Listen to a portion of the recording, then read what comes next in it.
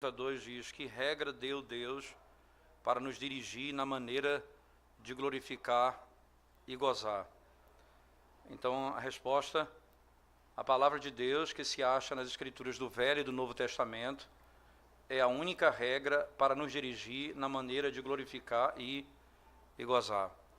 Então, o catecismo, não é, ele chama a palavra de Deus, diz, não é, onde eu encontro a palavra de Deus, no Antigo e no Novo Testamento. Não é? Aqui, e acho que o grande ponto nosso aqui, já falamos que tratamos sobre a questão dos apócrifos e tudo mais que estão fora do cânon, não é? Então, apenas os textos que estão no Antigo e no Novo Testamento. Esses são os livros que a igreja utiliza para doutrina, para ensinamento, que é a palavra de vida, de redenção, né? Já falamos sobre isso, e que é a única regra para nos dirigir na maneira de glorificar e gozar, tá certo?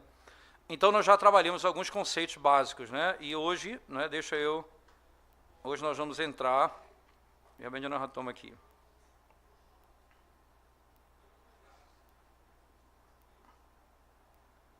Nós já vimos esse tópico no último domingo, né?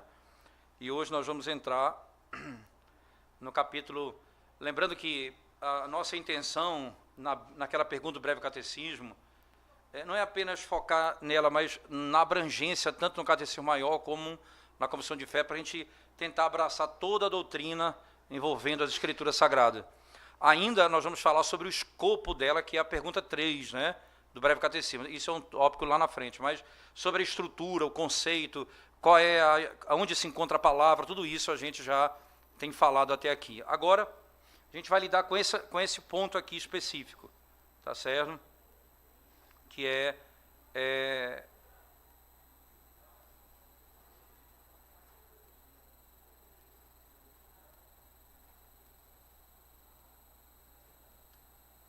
pronto, aqui.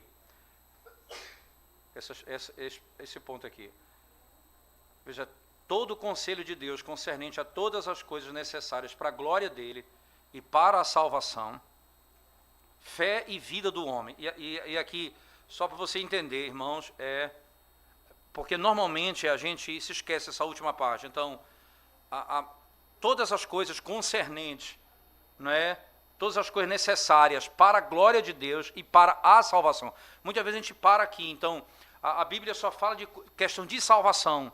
Outras áreas da vida ela não vai tratar, né? Normalmente a gente se apega à Bíblia para falar a doutrina da redenção, da salvação, que é verdade, mas ela não apenas me ensina isso.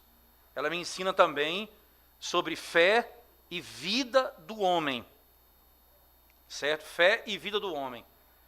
Então aqui eu vou lidar com aquilo que eu tenho de crer e o modo como eu tenho de viver. Certo? Em todas as áreas da minha vida. Então, eu não tenho outra fonte de autoridade a não ser a própria palavra de Deus, a principal fonte de autoridade.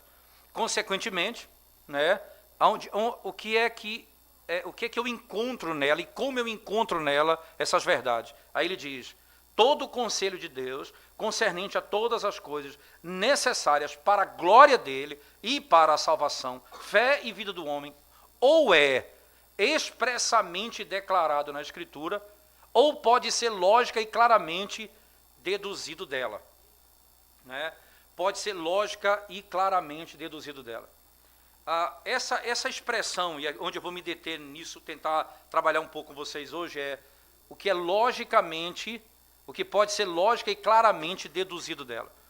Em inglês, eu botei aqui em vermelho, vocês estão vendo aí, em inglês, ele tem a confissão, ela descreve um pouco distinto isso aí. Ela coloca, veja, lá no início, todo o conselho de Deus que diz respeito a todas as coisas necessárias para a sua própria glória e para a salvação do homem, fé e vida, ou é expressamente estabelecido nas Escrituras, ou por boa e necessária consequência, pode ser deduzido das Escrituras. Então, ele muda a expressão, né? Boa e necessária consequência pode ser deduzida da Escritura, o que está em vermelho, certo? enquanto em português coloca o que é expressamente declarado ou logicamente deduzido, claro e logicamente deduzido da Escritura, né? Aqui, nesse particular, é onde nós podemos, de alguma forma, deixa eu colocar aqui melhor, eu vou mexer aqui, não estou conseguindo abrir outra página. Tá, né? Aqui. Pronto. Deixa eu só fechar aqui, porque senão não vou... vou me deter apenas nessa página e vai ficar mais claro para a gente. Veja, irmãos, será que eu poderia, de alguma forma, descrever a doutrina bíblica como sendo uma doutrina em que eu não tenho um versículo único ou dois versículos únicos que vão nesses dois versículos vão estabelecer toda a doutrina? Quando eu digo isso, eu não posso ter uma doutrina que em dois versículos toda a doutrina está organizada, né? Quando eu nego essa ideia, alguém vai dizer, como pode não estar expressamente declarado na Bíblia? Um dia, um colega, um pastor amigo, né? Eu acho que é amigo, necessariamente não amigo da doutrina, mas amigo meu. Aí ele disse assim, ele falou assim, não da doutrina reformada, mas amigo pessoal. Ele disse, eu vejo que o irmão gosta de teologia, não é? Eu não gosto de teologia, eu sou biblicista. Eu disse, danado é isso. Aí eu fiquei, não é, na hora me veio aquela impressão, eu pensei logo, está amarrado, né? Usei a linguagem teológica mais profunda possível, no momento que eu podia usar, né? Mas o que significa exatamente eu sou um biblicista? Né? O que é ser biblicista? Eu demorei a entender, porque não é fácil mesmo, né? Porque a pessoa, porque, assim, veja, logo eu não sou bíblico. Então eu gosto de teologia, então eu não sou bíblico. Ele é bíblico. Então, como é que ele é bíblico? Que diferença há entre gostar de teologia e ser bíblico? Qual é o grande ponto? Existe teologia que não é bíblica? E no fundo, o que ele está dizendo é o seguinte. Para mim, toda a verdade tem que estar expressamente declarada na Bíblia. Num versículo, 2 versículos, 3 versículos. Então eu vou ter dificuldades profundas em acreditar numa doutrina que não tem um versículo e fundamento. Então, você, por exemplo, vai ouvir, não poucas vezes, as pessoas dizendo o seguinte, veja, por que eu não aceito batismo infantil? Qual a razão da pessoa não aceitar batismo infantil? Porque não tem um versículo no Novo Testamento, não é? Que corrobore com essa verdade abertamente. Então falta um versículo na Bíblia, no Novo Testamento, que diga que eu tenho que batizar uma criança. E normalmente a gente fica meio que confuso, rapaz, é mesmo. Alguns chegam até a dizer, esse mesmo colega que era biblicista, eu era auxiliar numa época de uma igreja muito próxima, e eu fui no aniversário, numa festa de aniversário, e um jovem casal chegou para mim e disse assim, pastor, o senhor é a favor do batismo infantil? Eu falei, é óbvio, eu sou pastor presbiteriano, como é que eu não sou a favor do batismo infantil? Aí ele disse, não, é porque eu não batizei meu filho. Eu disse, por que você não batizou seu filho? Eu disse, não, eu sou contra, pastor. Eu falei com o pastor e disse, sem problema não. Quando ele ficar adulto, ele batiza. Qual a lógica do argumento dele? Veja, se você quer batizar, eu batizo. É porque a igreja pratica, mas assim, no íntimo do meu coração, eu não estou convicto que tem que batizar a criança, porque não tem um versículo.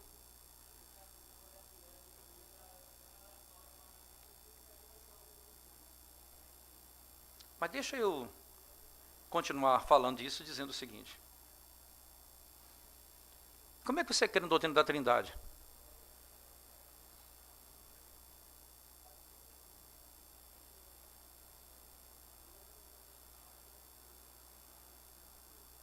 Com que base a mulher participa da mesa do Senhor, do sacramento da mesa do Senhor?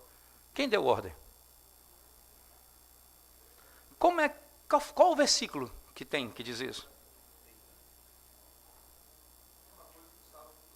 A mesma coisa. Onde tem um versículo que vai dizer, houve a troca do sábado.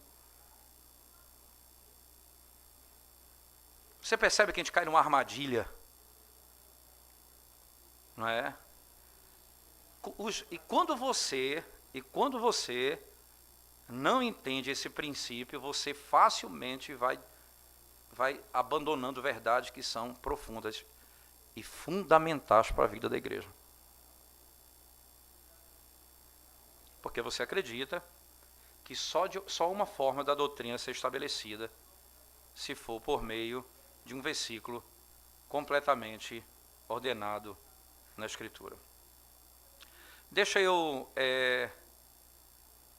usar alguns exemplos práticos aqui com os irmãos, só para a gente compreender um pouco o que é que está acontecendo aqui. Veja, Jesus Cristo foi perguntado certa vez sobre a questão da ressurreição dos mortos. Lembra lá os saduceus, aquele questionamento dos saduceus? E como é que Jesus responde à pergunta dos saduceus acerca da ressurreição dos mortos? Que texto Jesus Cristo cita, você lembra? Deus de Abraão, Isaac e Jacó, Deus de vivos e não de mortos. Aí você diz assim, e calou os homens. Aí eu fico perguntando, o que esse texto fala da ressurreição dos mortos?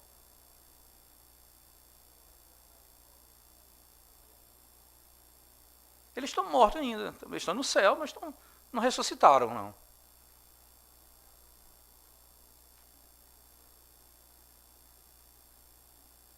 Se não há algo deduzido desse texto, por boa e necessária consequência, se não há, por que Jesus está usando esse texto e que serve para quebrar o argumento deles? Me parece que óbvio, né? Até porque lembre-se uma coisa que é importante a gente compreender aqui, irmãos. Os saduceus, quando eles não creem na ressurreição dos mortos, eles não creem na existência do espírito humano, da alma, e não creem nisso. O que acontece? Jesus quebra o argumento dizendo, eles estão vivos. Há o espírito, logo vai haver ressurreição. Mas isso não está explicitado, isso está implícito. E como é que funciona? Jesus usa um argumento para combater uma heresia, e no versículo que não tem toda a informação. Mas serve para aquele argumento. Porque tem lógica e dedução, e tem verdades que são usadas ali, que não estão explicitadas no versículo, mas estão implícitas ali.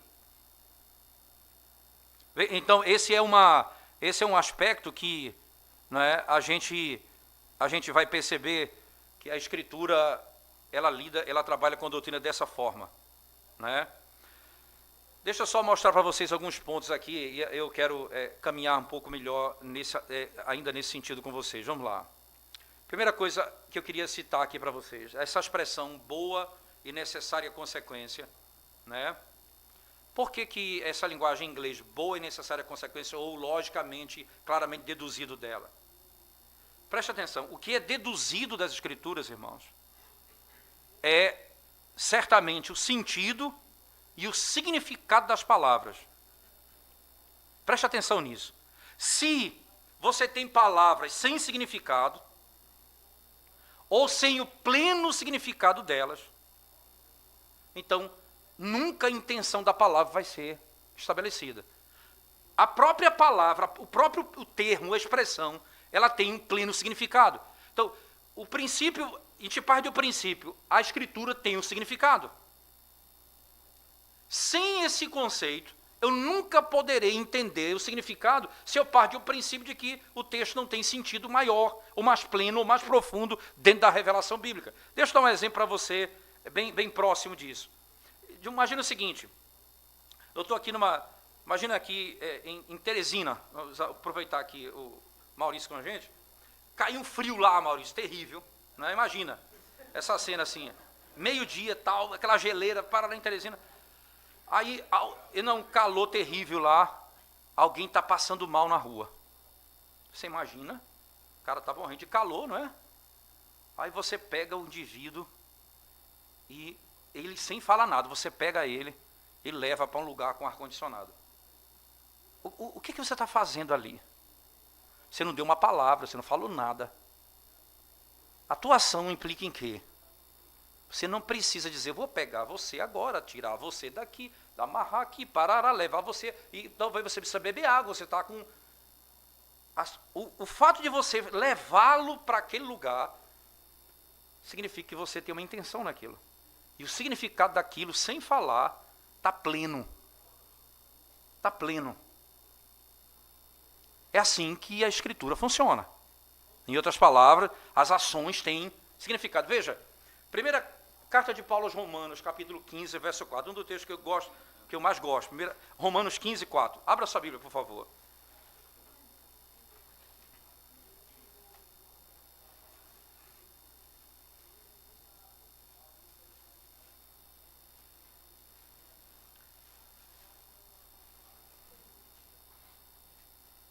Alguém leia para a gente, por favor.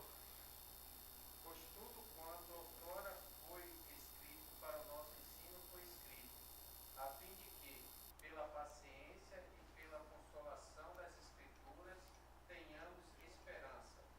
Interessante, irmãos. A Escritura foi escrita para um fim.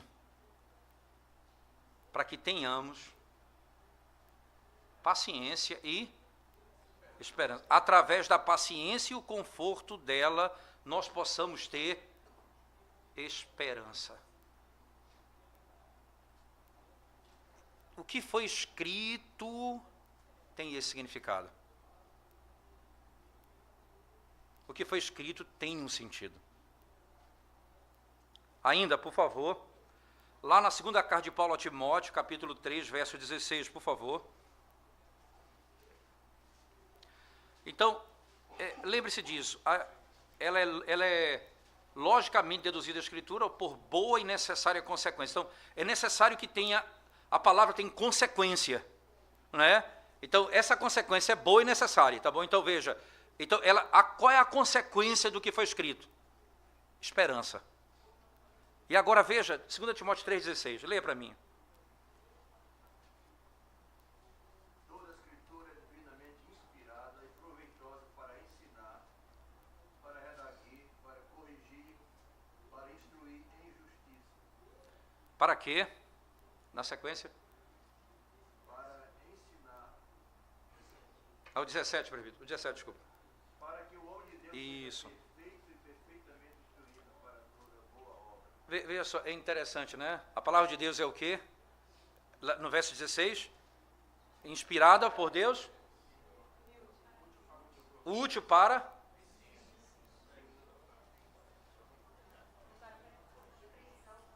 várias utilidades, não é isso? O que está escrito tem essas utilidades, é a palavra de Deus. Agora, veja, irmãos, qual é o lucro que eu tenho da doutrina? É para que o homem possa ser perfeito e perfeitamente habilitado a toda boa obra. Como isso pode acontecer sem o uso de consequência? Como pode alcançar esse objetivo se a palavra não tem uma finalidade, se não há um significado naquilo que é dito? Ela vai aperfeiçoar o indivíduo. Você entende? Aquilo ali, ela vai produzir isso no indivíduo, ela vai realizar aquilo nele.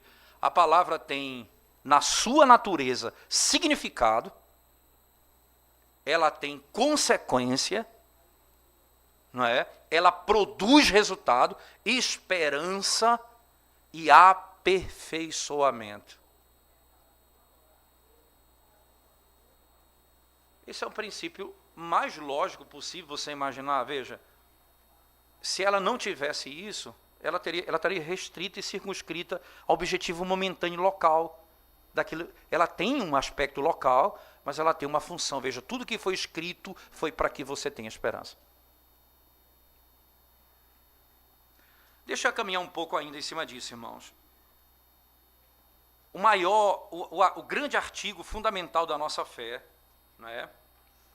que é Jesus de Nazaré é o Messias. O grande artigo da nossa fé, Jesus de Nazaré é o Messias. E antes do Novo Testamento ter sido escrito, ele não poderia ter sido provado aos judeus por testemunho expresso da Escritura, senão por boa e necessária consequência. Mostra um versículo. Como é que Cristo vai fazer? Veja lá João 8, 24, leia esse texto comigo. João 8, 24.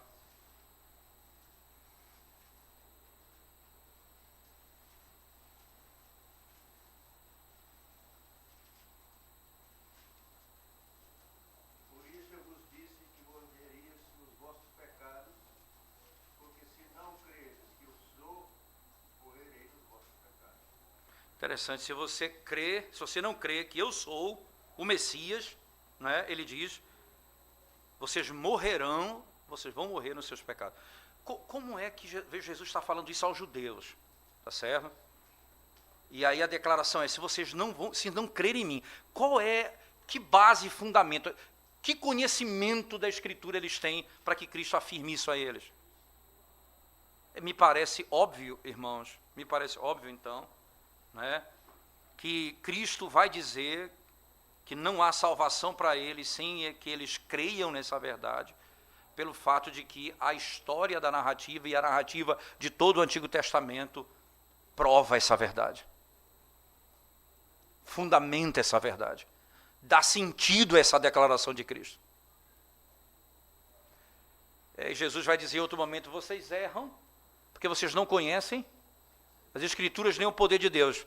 Né? Num debate com um católico agora, que Iago Martins teve recentemente, com um católico, né? E diz assim, aí o católico lá disse, não, você está vendo que erro terrível ele cometeu, quando ele diz assim que nela vocês vão ter a vida eterna, não é na Bíblia que você tem vida eterna, então não é a palavra que te dá a vida eterna. Aí a sequência do texto diz, pois elas dão testemunho de mim. É óbvio que a salvação está em Cristo, não é na palavra, mas é a palavra que revela Cristo. Como é que você vai conhecer Cristo sem a palavra? É ela que dá testemunho de Cristo.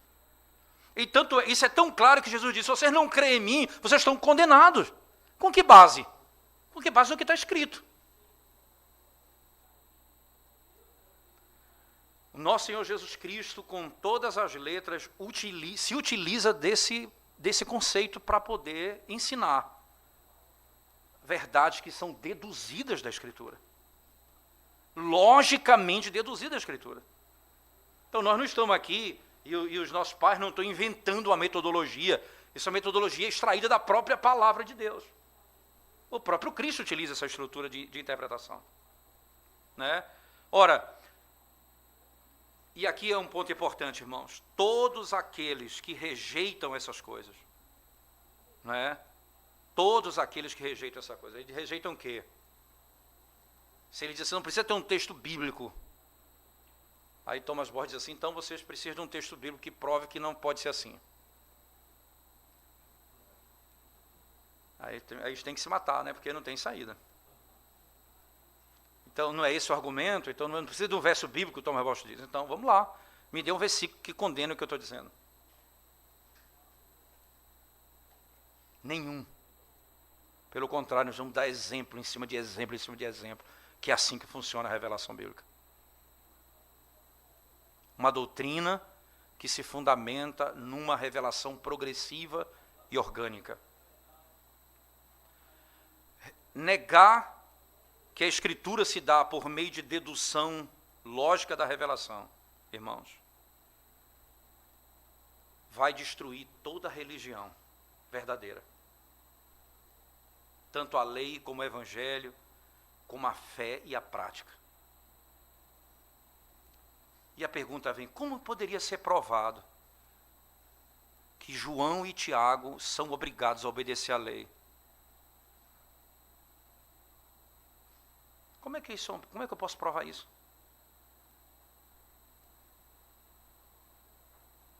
E crer no evangelho, se não por consequência, se não por dedução da Escritura. Há um texto que prove isso. que João e Tiago tinham que crer. E aqui é um ponto importante, irmãos. A lei fala para todos. O evangelho fala para todos. E, consequentemente, obriga ele, você e eu a fazer. Você entende? Porque, então, se é um versículo, então tem que cumprir, tem que dizer fulano e cicrano. Ele obriga a todos. Por que eu sou obrigado a fazer se não fala a mim diretamente? Por dedução, você entende? Toda a doutrina é destruída. Daí o princípio é, veja, todo o conselho concernente a todas as coisas necessárias para a glória dele e para a salvação, fé e vida do homem. Como é que eu sei que eu tenho de crer? Se não for por lógica, dedução das Escrituras. E nós falamos isso com toda certeza. Arrependa-se dos seus pecados. Aí ele continua, né? Essa é a maneira com que a doutrina foi estabelecida na Escritura e em toda a história da igreja. E nós precisamos estar convictos disso. Convictos de que ele diz? Que as Escrituras Sagradas são a perfeita regra de fé e de conduta e de vida. Ainda mais. E que todo o conselho de Deus, no que diz respeito a todas as coisas necessárias para a sua glória e para a salvação do homem, fé e vida, ou é expressamente declarado na Escritura ou deduzida logicamente dela. Não há como fugir disso. E aqui, só para você ter uma ideia importante disso, irmãos, você sabe que... sabe quem é que defende isso? O contrário que nós estamos ensinando? Os maiores hereges da história. Tem uma obra que é descrita por David Dixon, que tem até um livro sobre presbítero, né? Talvez a melhor obra, o melhor comentário que você tem do Confissão de Fé, que é a vitória da verdade sobre o erro. Que é um comentário da Confissão de Fé, em um escocês ele, e ele faz o seguinte, o que é que ele faz, David Dixon? Ele analisa todas as heresias doutrinárias que a confissão estava combatendo. Então é a vitória da verdade sobre o erro. Então naquele capítulo ali, qual a heresia que está sendo combatida, uma por uma, é muito interessante. Né? E aí, eu separei aqui um princípio que ele usou aqui para defender essa tese da confissão. Deixa eu ler para vocês rapidamente. Né? Deixa eu só voltar aqui um pouquinho. Aqui. Ok. Veja então, ele pergunta. Toda igreja papista não erra, ele fala, aquela que mantém a Escritura como sendo uma regra imperfeita e por isso mantém a necessidade de algo que venha suprir, e isso torna necessário as tradições orais e não escritas. Ele diz, veja, quando ele nega essa verdade aqui, que tudo que é para a glória de Deus, para a salvação, vida, fé e vida do homem, e aí ele vai dizer, aí David diz que vai colocar, não é esse o argumento dos papistas? Que vão negar a suficiência da Escritura? E vão tornar necessário uma revelação paralela, isto é, uma tradição paralela, para que ela diga como eu devo viver e praticar, e aí entra todo tipo de erro na igreja?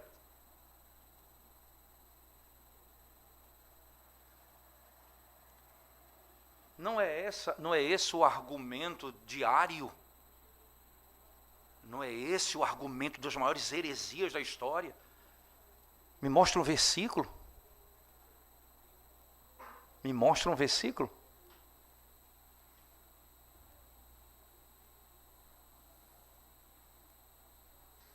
As grandes heresias da história são montadas na negação dessa verdade. Antitrinitarianismo. Conceitos acerca da natureza de Cristo, da dupla natureza de Cristo. Tudo é montado em cima da negação dessa verdade. E o que me assusta nos nossos dias é que você vê esses erros dominando a igreja. E as pessoas dizem, nós abominamos confissão de fé, porque nós somos bíblicos. Não. São bíblicos não. São antibíblicos, porque não usa a própria metodologia da Bíblia de fazer doutrina. E aí você vê a igreja difusa, confusa, erros doutrinários em todas as áreas, porque negam um princípio fundamental da interpretação bíblica. Foi.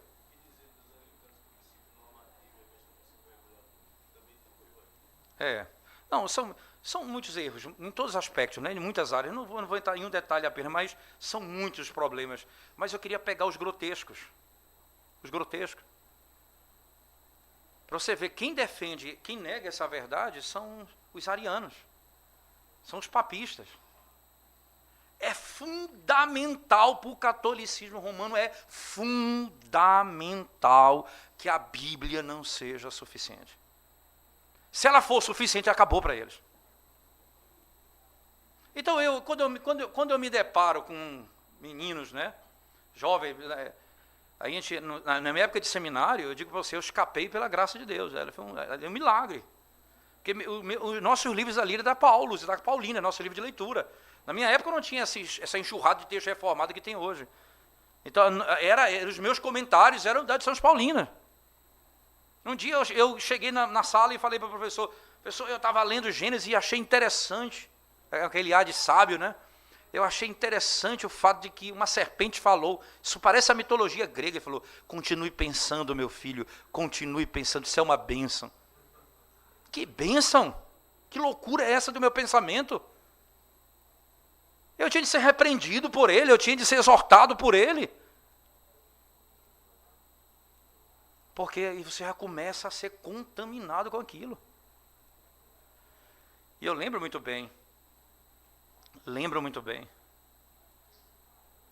Quando eu entendi essas coisas, eu dizia para os meninos assim, o católico, ele pode acabar com a Bíblia, eles podem ser liberais, eles continuam católicos. É por isso que ele não se orgulha de não ter divisão. Porque o Papa é a unidade da igreja. Assim como no anglicanismo é a liturgia, a unidade da igreja. Eles são todos diferentes, mas têm uma mesma liturgia. Mas não é a doutrina, não é a verdade. Não, está longe disso. Agora cada um pode falar a besteira que quiser, desde que seja verdade. Exato.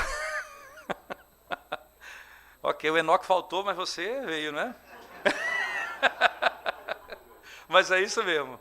Só pode falar menos a verdade.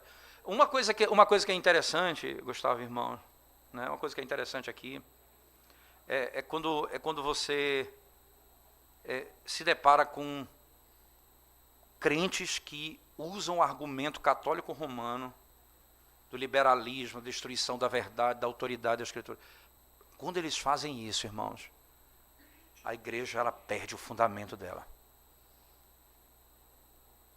E rapidamente nós nos tornamos estranhos à verdade. A doutrina bíblica, ela é extraída, não é de um versículo, não. É de uma revelação progressivamente, organicamente estabelecida na Escritura.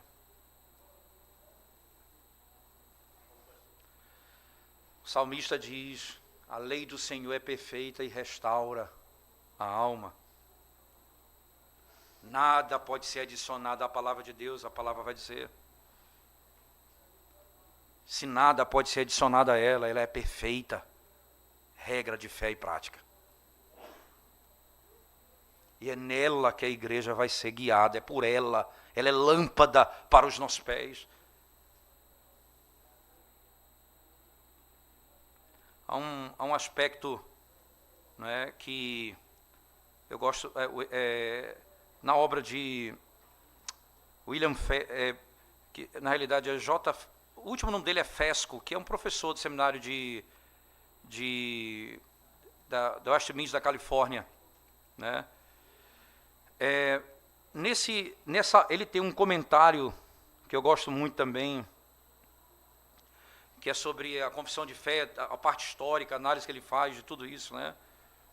Ele trabalha com uma análise que deixa eu só pegar para vocês aqui rapidamente, eu separei aqui para mostrar alguns elementos que ele trata acerca desse tema, que certamente vai nos ajudar muito, né, a entender aqui.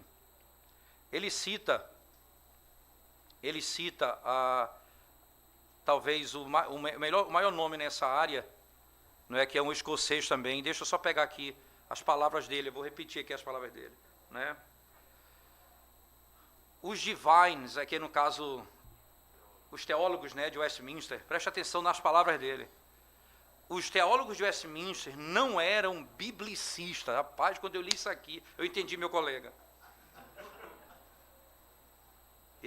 Palavras dele. Os teólogos de Westminster não eram biblicistas, que confinavam sua doutrina numa leitura seca das Escrituras. Eles empregavam a analogia da Escritura, comparavam várias passagens conjuntamente, eles também se engajavam em argumentos de outras declarações implícitas da Bíblia, então eles construíam o argumento. Que coisa fantástica. Era essa a maneira deles trabalharem, né? George Gillespie talvez foi o maior nome em defesa dessa verdade, né? E aqui deixa eu pegar e citar algumas palavras de Gillespie. Ele diz assim, Gillespie ele foi delegado de Westminster, era um escocês, só vocês terem uma ideia, em Westminster, irmão, eles tinham 4 grandes nomes escoceses, Rutherford, Gillespie e outros lá, mas só dizer uma coisa importante, tinham ingleses, né? Mas quem mais influenciou a Assembleia foram os escoceses, não tenha dúvida disso. Mais que você tinha lá, independente, né? E o sistema presbiteriano está lá, né? Porque eles eram muito bons nisso aqui. E aí, então, Gillespie diz o seguinte, a razão, porque qual é a lógica? Veja só, é logicamente deduzido a Escritura, né? É claramente e logicamente deduzido. Então, alguém pode imaginar que aqui é o seguinte, então o cara tem que ter uma boa lógica, tem que usar uma boa razão, o cara tem que ser mais inteligente que os outros. Você pode imaginar que é isso que ele está dizendo. Aí veja as palavras dele. A razão é um instrumento nesse processo, não o fundamento do argumento. A razão é um instrumento dado por Deus, não o fundamento. O fundamento da verdade não é a minha razão, é um instrumento que Deus utiliza para chegar na verdade, como ela é estabelecida na Escritura. Ele continua. Os teólogos escoceses mantinham, não é, que existem 2 consequências na Escritura, a boa e a necessária. Essas coisas que são necessárias, essas coisas que são adequadas ou estão em harmonia com a Escritura, que uma verdade não vai desfazer de toda a verdade, mas está em harmonia com toda a palavra de Deus. E aí, os argumentos que eu já citei aqui, da ressurreição de Cristo, ele cita a mesma coisa que Thomas Bosch utiliza, o mesmo argumento. Gillespie vai explicar, não é, que boa e necessária consequência é a melhor maneira de entender a Escritura. E eu vou repetir as palavras dele, né? Muitos outros absurdos devem seguir, se essa verdade não for admitida. Como uma mulher pode participar do sacramento da ceia do Senhor, a menos se for provado pela lógica, pela dedução da Escritura Sagrada? Como pode ser provado que esse ou aquela igreja é verdadeira e que o ministro ou aquele outro ministro é um verdadeiro ministro e que o batismo ministrado é verdadeiro batismo? Como é que eu sei? Se não for por dedução lógica da revelação. Como é que eu declaro que aquela igreja é uma falsa igreja? Como é que eu declaro que aquele ministro é um falso ministro? Como é que eu falo que aquele é um falso profeta? Com que base? Ele diz, se não for por aquilo que é deduzido das Escrituras Sagradas. Ele continua, né?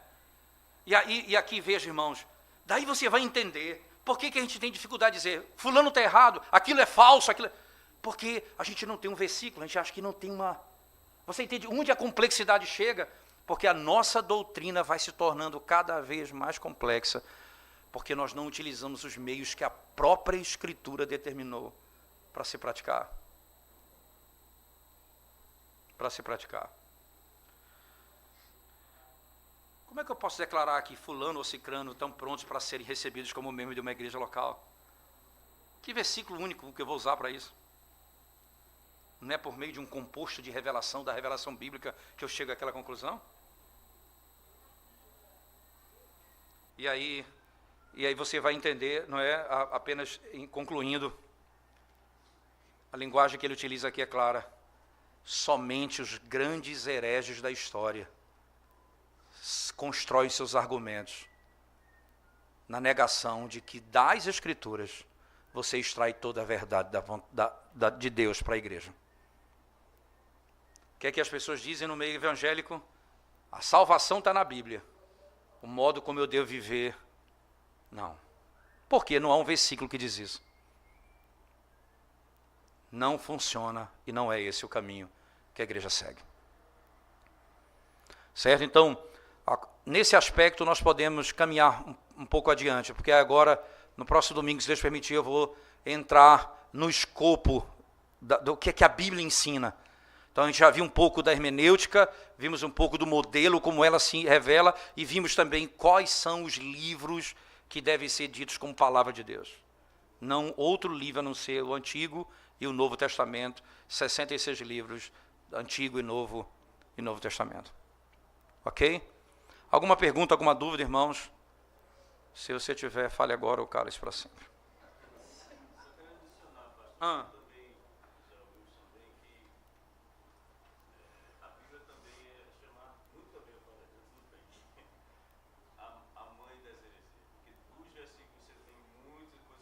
Perfeito.